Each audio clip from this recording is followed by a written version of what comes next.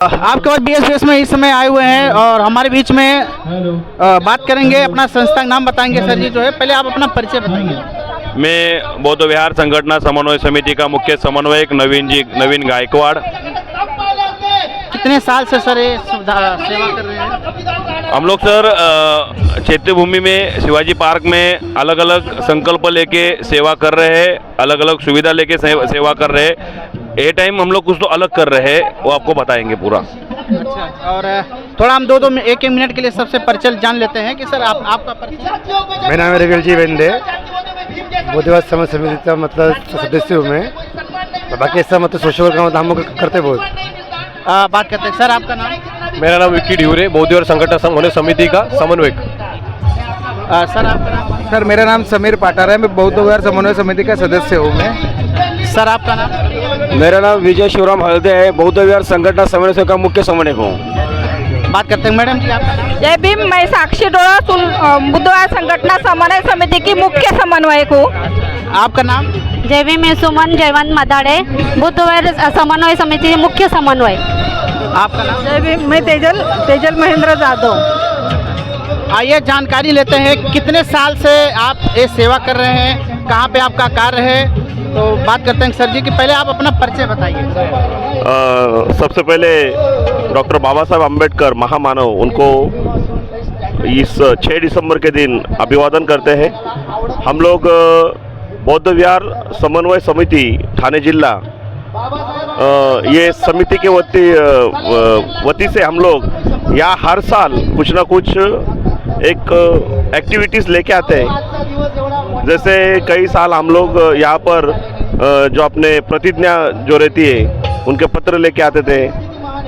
अभी का जो ये साल का जो हमारा संकल्प है वो बहुत बड़ा है, क्योंकि बौद्ध विहार संगठन समन्वय समिति इसके सहकार्य से ठाणे जिला में जो पवित्र भूमि है, बुद्ध भूमि फाउंडेशन वालदुनी कल्याण, ये जगह पर, वहाँ पर पहली बार ठाणे जिले में पहली बार माता रमाई का स्मारक बन रहा है। बहुत ही बड़ा माता रमाई का स्मारक बन रहा है और उस स्मारक के लिए हर किसी का योगदान होना चाहिए।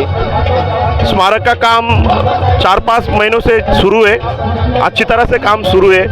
आधा काम हो चुका है, 50% काम हो चुका है और भी कुछ काम बाकी है।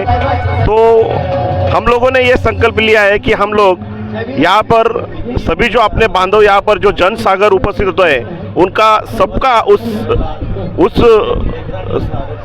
इसमें योगदान रहे, उस स्मारक में योगदान रहे। इसके लिए हम लोग यहाँ पर थोड़ा सा मतलब उनका थोड़ा सा हाथ सबका लगे इस स्मारक के लिए।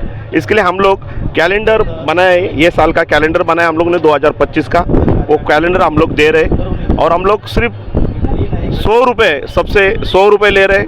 ये कैलेंडर हम लोगों ने बनाया है और सिर्फ 100 रुपये, ताकि आप सबका योगदान उस स्मारक के लिए हो, ऐसा हमको लगता है। क्योंकि जो बाबा साहब ने हमारे लिए किया है, उनके पीछे जो माता रमाई का जो त्याग है, उनको भी याद करना ज़रूरी है। और माता रमाई का स्मारक बनना एक बहुत बड़ी बात है। बाबा साहब के बहुत सारे स्मारक हैं, लेकिन माता रमाई का स्मारक बहुत कम है और ठाणे जिला में तो है ही नहीं। तो इसके लिए हम लोगों ने ये संकल्प लिया है। बस मेन थोड़ा सा राजनीतिक माध्यम से, जिस तरह से यहाँ पे लाखों लोग जुटते हैं अलग अलग क्षेत्र से, तो राजनीति में एक क्यों नहीं होते? देखो, राजनीति एक अलग बात है। डॉक्टर बाबा साहब ने हमको कहा था कि जाके अपने घर पे लिख दो कि हम एक शासन करती जमात बन जाए, बराबर। आज की परिस्थिति है कि लोग कंफ्यूज हो गए।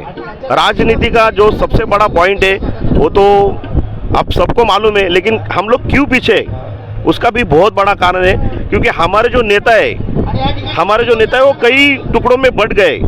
तो जो पीढ़ी है, जो जवान पीढ़ी है, वो करना चाहती है इसमें काम, बिल्कुल करना चाहती है, लेकिन उनको समझ में नहीं आता है। क्योंकि महाराष्ट्र का राजकारण है, उसका खिचड़ी हो गया है, आपको तो मालूम है। वो हर जाति का, लेकिन मराठी आदमी आज एक नहीं है, मराठी आदमी। तो हम लोग भी देखो, बाबा साहब ने किसी एक जाति के लिए नहीं किया है, सबके लिए किया है। आज जो मुंबई है, जो महाराष्ट्र है, बराबर है, आज जो भारत है, वो बाबा साहब के संविधान के ऊपर चल रहा है। लेकिन इसके लिए बाबा साहब के विचार सबके पास नहीं है और सब उन विचारों को मतलब अंदर नहीं लेते, उनको आत्मसात नहीं करते। जिस तरह से बाबा साहेब अम्बेडकर जी संविधान लिखे हुए हैं, आज एक गरीब इंसान अगर कोई भी गवर्नमेंट काम करने जाएगा तो पैसा उसका पूरा दिन दौड़ना लग जाता है। हमारे ऊपर बीता हुआ है, तो वो हिसाब से तो चल नहीं रहा है बराबर।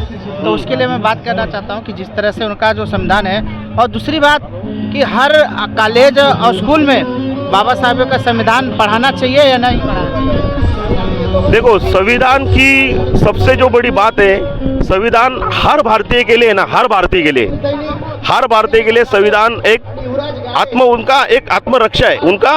वो अगर हर किसी इंसान को अगर इस देश में जिंदा रहना है ना, तो उसको सबसे पहले संविधान को जिंदा रखना पड़ेगा।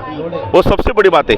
जो संविधान जानता है, हमारे काफ़ी मतलब हमारे भारतीय लोग हैं ना, उनको संविधान क्या है वो मालूम ही नहीं।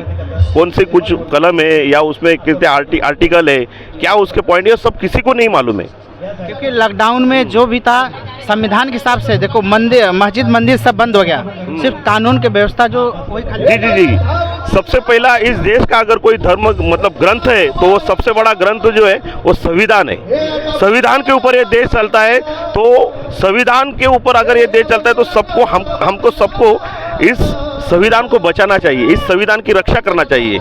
वो संविधान में अगर आजकल ऐसा मतलब बोलते हैं लोग कि संविधान बदलेगा कोई नहीं, संविधान बदलेगा कोई नहीं, क्योंकि संविधान बदलने के लिए वैसा संविधान निर्माता भी होना चाहिए। अगर ये संविधान बदलेंगे तो दूसरा निर्माता है क्या? बाबा साहब आप सबको मालूम है कि बाबा साहब ने ऐसा संविधान इस देश के लिए दिया है। हर देश का उन्होंने मतलब स्टडी करके, बहुत बड़ा स्टडी उनके बारे में हम बोल भी नहीं सकते, वो महान इंसान के बारे में हम बोल भी नहीं सकते। इतना बड़ा उनका कार्य है इस देश के लिए। हम सबका भी यही कार्य होना चाहिए कि बाबा साहब के विचार हमको हर जगह पे लेके जाना है। और संविधान क्या है, ये लोगों में संविधान की रक्षा करना मतलब देश की रक्षा करना है, देश की रक्षा करना। संविधान जिंदा है, देश जिंदा रहेगा, और देश जिंदा है तो हम जिंदा रहेंगे। बस यही बात है। चलिए, बहुत बहुत धन्यवाद सर जी आपका।